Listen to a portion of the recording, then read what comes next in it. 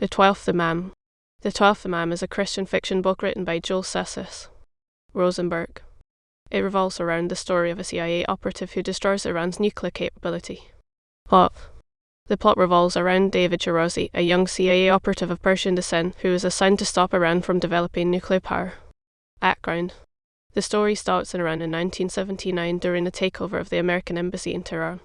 Charlie Hopper, an American Foreign Service officer who was outside the embassy during the takeover, and his wife Claire seek the help of their neighbours cardiologist Mohammed Shirazi and his wife Nasreen, a translator at the Canadian embassy, to escape capture.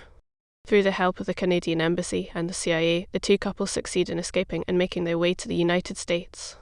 Dr. Shirazi and his wife later become the parents of David, the main character in the book. Main plot. The story then jumps to 2001 with teenager David going on a camping trip with his father and brothers, his father's medical colleagues, and Charlie and his daughter Marseille, a teenager to whom David is attracted. At first, David and Marseille do not get along well, but soon become good friends. This friendship turns into a relationship when Marseille kisses David in a frame the two discovered a few days earlier. The next day, David and Marseille are in the frame again, talking about important subjects such as God, politics, and parents. However, when David is not looking, Marseille falls asleep on a bed. David lies beside her and falls asleep as well. A few hours later, the two wake up next to each other. Marseille looks at David with a fiery passion and asks him about what her parents did in Iran in 1979, as she has never heard the story. Still lying down, David explains the ordeal of how the couple escaped legally from the country. Marseille is fascinated. In the moment, David's watch goes off, signalling it is time for dinner. Though Marseille does not want him to leave. She convinces him to stay. In the course of time, the two begin to make out with each other. They enjoy the experience and wake up the next day ready to leave the camping grounds. As the planes come in to pick the group up, the pilot steps out and explains that just a few days earlier, the September 11 attacks had occurred. When Marseille hears this, she bursts into tears, as her mother Claire was a banker at the World Trade Center. A few weeks later, a memorial service is held for Claire. This is the last time David sees Marseille.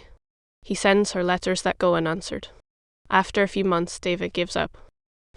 His grades plummet, he gets into fights often, and even gets sent to juvenile detention. Meanwhile, in Tehran, Iran, a Muslim named Hosseini is taking his children to a military camp. He gives them each a red plastic key and sends them out over a minefield. All the children step on mines and perish. Hosseini has done this so that his children could be martyrs. He is proud of his act when suddenly he wakes up to realize it was all a dream. He at first thinks it never happened. Then he realizes it was all too real as it occurred 18 years ago. His wife is crying on the floor, remembering the loss. Hosseini comforts her when she cries blasphemy to all Muslims. Hosseini steps back a moment, shocked. His wife had just made herself no longer a Muslim. Hosseini goes to his drawer and pulls in a double-action revolver. He shoots his wife, who dies instantly. Hosseini's servants come into the room to find a dead woman on the floor. The body is buried, and Hosseini goes back to sleep. Back with David, on his last day in juvenile detention, a man comes to speak to him. His name is Jack. He is from the CIA and offers David a job to bring Osama bin Laden's head in a box. David wants revenge as he figures that Marseille's life was ruined by her mother's death. He wants to kill the man who did it, so he accepts the offer. After David finishes his last semester at boarding school in Alabama, Jack comes to pick him up to give him his first assignment to hunt down bin Laden. He does not enjoy the work as much as he had expected. Nor does he like the next assignment, or the next, or the one after that. In the end, 7 years of boring jobs come and go. Aftermath. It is now the present year. David learns of a big assignment coming up. He is briefed for nearly 8 hours in a conference room with Eva, a fellow CIA agent who will be accompanying him. After the briefing is finished, Jack tells the two to get lost for the weekend. Eva leaves to go see her family, and David goes to visit his parents. They talk, visit, and catch up on each other's news, and the weekend is soon over. Just as he is about to leave, his mother gives him a bag of mail addressed to him. One letter particularly stands out as it is from Marseille. It has now been 9 years since 9/11 when he last saw her. He is about to open it but stops and puts it in the bag because he is worried that she may be mad at him in the letter. He goes through security and gets onto his flight to Dubai the next day. With some smooth talking, he gets the stewardess to give him the last seat in business class. About halfway through the flight, he goes back to the bag of letters. He finds the letter from Marseille. He is worried about opening it, but goes ahead anyway.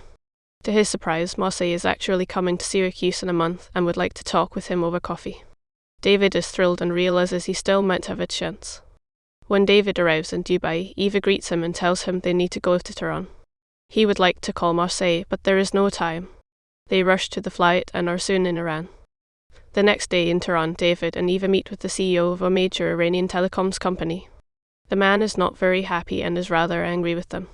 He storms off while shouting profanity at his secretary. She is left in shambles, but David comforts her and gives her his business card. Time passes and David takes part in a number of different missions. He saves the world from nuclear destruction and links up with Marseille once again, and this is where the book ends.